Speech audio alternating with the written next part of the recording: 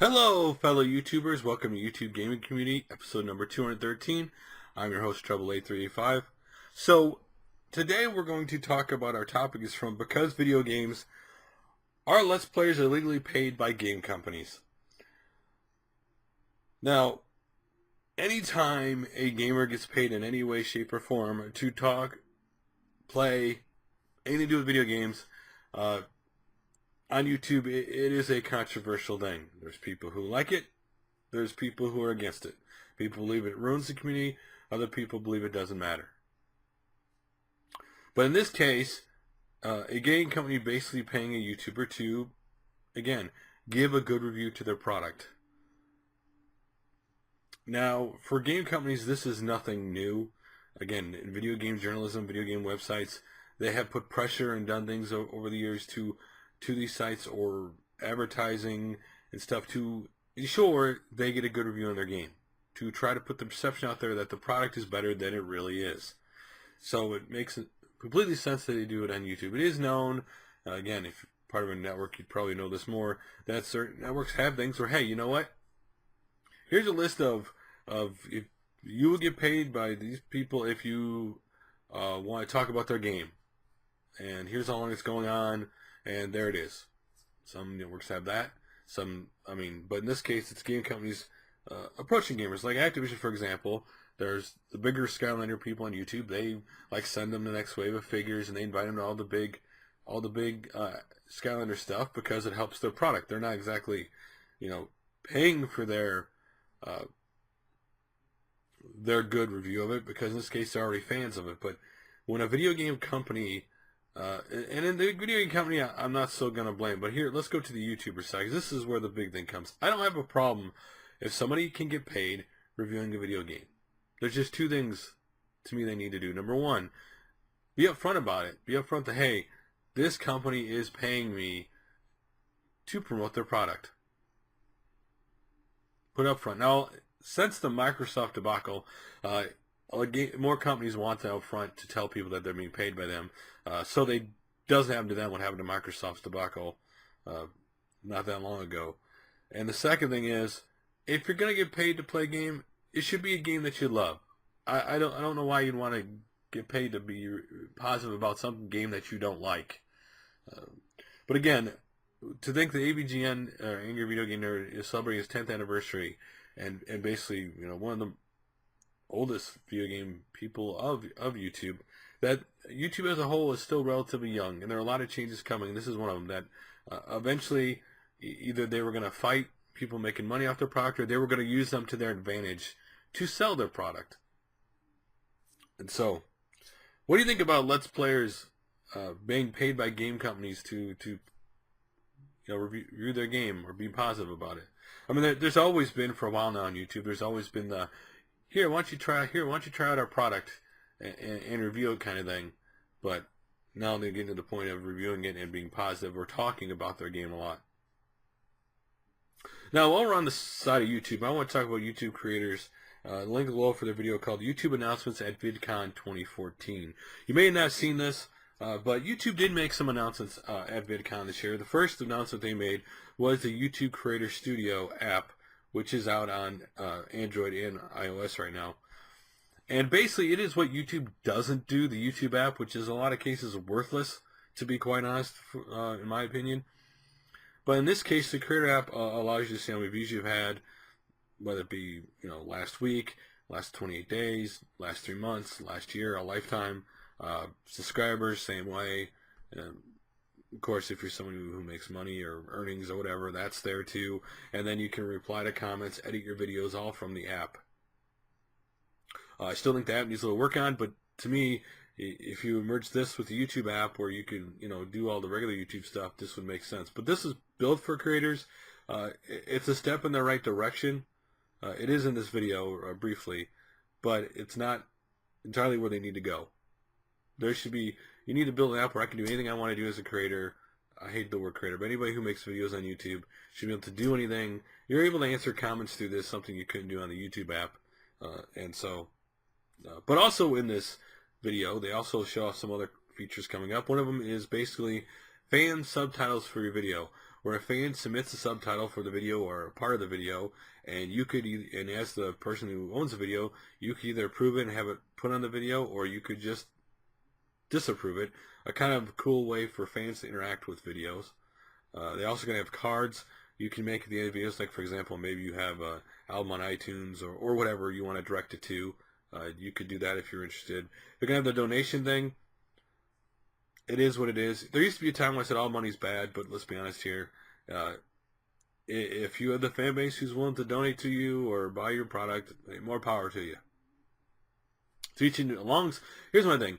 I don't mind when people do like DVD sets and stuff like that of their YouTube videos. I just only think it's wrong when they put the DVD set out, and right before the DVD set it comes out, they basically take all these videos off YouTube, so that's the only way you can get it. If you leave them on YouTube and bring the DVD set out, I don't care. I mean, that's your. If your fans want to buy it, that's their choice.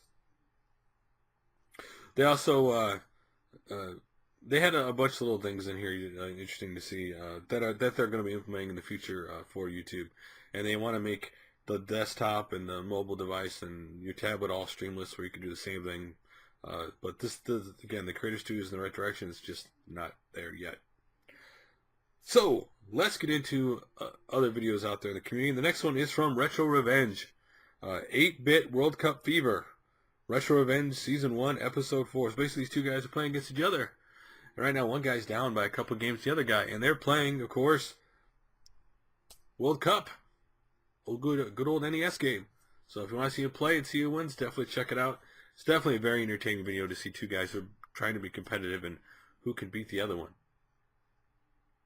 So next video is from 16-Bit Brit, and it is the Panasonic Q Hardware Profile Nintendo Gamecube. So the Panasonic Q is a rather interesting system, because it's not, I won't call it system, it is a game system, but it's not an official game system. This was released by Panasonic.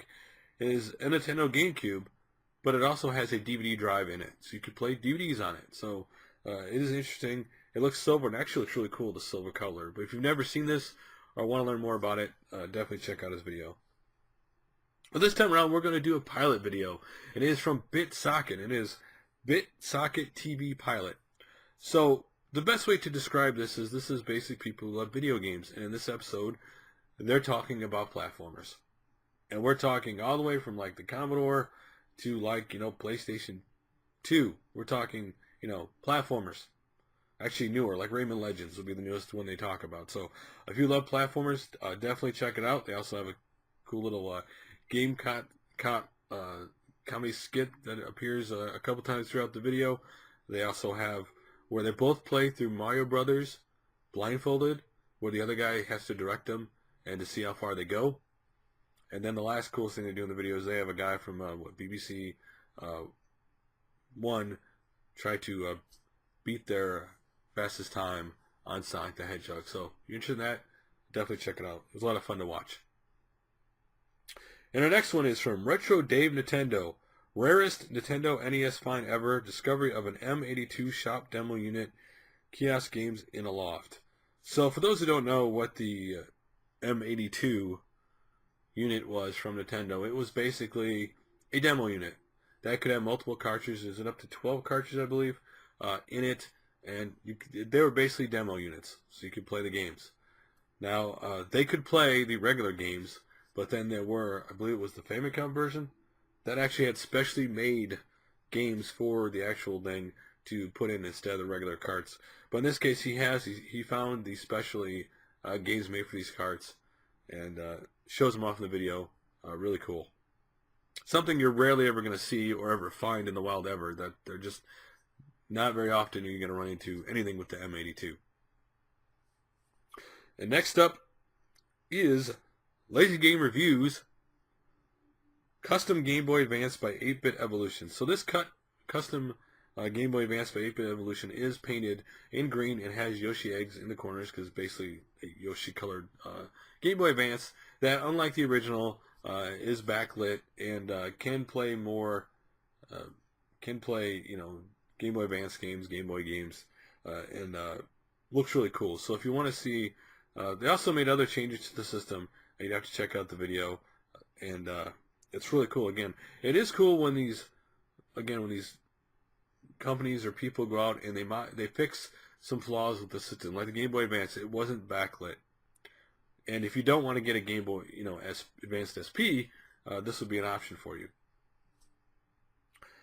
Next up is from Canadian Retro. It is episode 164. Canadian Retro tries his hand at some garage selling. So this is basically a pickups video by Canadian Retro, and he finds a lot of PlayStation 2 games, like, for example, Grand Theft Auto San Andreas, but then he finds a really cool find, and that is a Sega Master System, which I have never found one in the wild, either in my local game shop or actually in garage sale or anywhere. So it's really cool that he found a Sega Master System. And, I hear him talk about the games he found in that system. Definitely check it out. The next video is from TvandLust. It is taking a look at the MB Microvision. So the Milton Bradley Microvision, what's significant about the system? Number one, it was created by the man that would later create the Vectrex. And number two, it was a handheld that actually had interchangeable cartridges. And now you say, well, what's the big deal about that? Well, this system was released in 1979. So basically it was one of the first ever to have interchangeable cartridges, even though it only has like a library of 12 games. This thing is very long. If you've never seen one, this is one of those things I didn't even know existed. I must have missed it when my childhood one originally came out. But if you want to see it, definitely check it out. It's rather interesting to hear about it and actually see it. And next is from ArcadeMameMachine. It is Left 4 Dead 2, Improved Bots, Advanced Simple. So, in Arcade's video, for those who play Left 4 Dead on the PC, obviously there's still a lot of people who play Left 4 Dead 2 on the PC, especially after they had the free giveaway of it not that long ago. In this case, he has found a mod. He's talking about a mod that basically improves the bots in the game to make them better than they were before. Not only that, but this enables you to switch to any character you want to on the fly with just one key press. So definitely check it out. It's really cool if you're a Left 4 Dead fan. And our next video is from Croooow111. It is Croooow at Video Game Summit 2014, which took place in Lombard, Illinois. Again, another video game convention in a sense, or meetup that took place in my state, and I didn't even realize it existed. I really got to go to some of these things sometime. Anyway, really cool to see it. It's a smaller little video game convention in a sense. There's stuff sold there. You can play. There's some games that you can play there. But Croooow walks around it. It's not a very long video, and you get to see some of the stuff that was there. And real briefly, he shows what he picked up. So if you want to see what this summit looks like, definitely check that out. The next one is from the Nerdmasters. The Nerdmasters' first YouTube troll. So the Nerdmasters is basically a podcast from Ryan Right Now, from Ed, was it 1148? I always get the numbers confused. And last but not least, Mike Gardner or Snake Mike Gardner. Anyway, now they did a podcast called the Nerdmasters, and it's still they're not gone. They're just haven't had time to make obviously more podcasts. But in this case, a person trolls them in their obviously in their hangout, and actually it's actually really funny to see this person. This person did a really good job. Put a hockey mask on, impersonating Mike Gardner, and it was actually really funny. So definitely check it out. And our next video is from Steve Benway. It is Activision 10-in-1 plug and play system overview. So this plug and play of Activision has 10 older schooler games.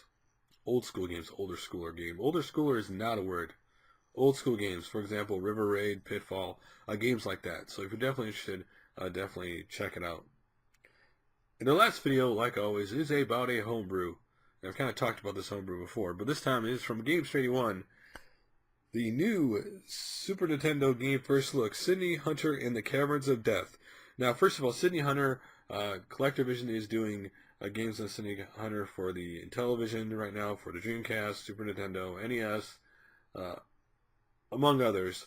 And in this Super Nintendo game they're making, he shows off the very first 2 levels of the game. So if you want to see what the game looks like, again, it's still early build. There's no music or anything like that. Definitely check it out. It looks really cool. Anyway, guys, like always, thanks for watching. This time around, there's 14 videos below to check out, and I will talk to you guys Later.